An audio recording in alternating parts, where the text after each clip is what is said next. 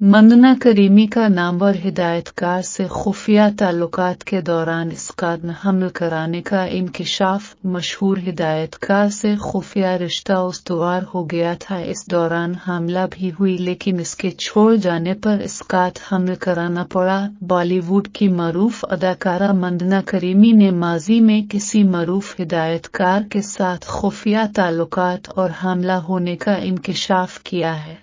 Media report के मुताबिक मुतनाज़ा अदाकारा कंगना रनौत की मेज़बानी में होने वाले रियलिटी शो लोकस अप के दौरान मंदना करीमी ने अपने माजी का एक अहम राज बताया, जिसे सुनकर कंगना समेत दीगर फनकार भी अपने जज्बात पर काबू न रख सके।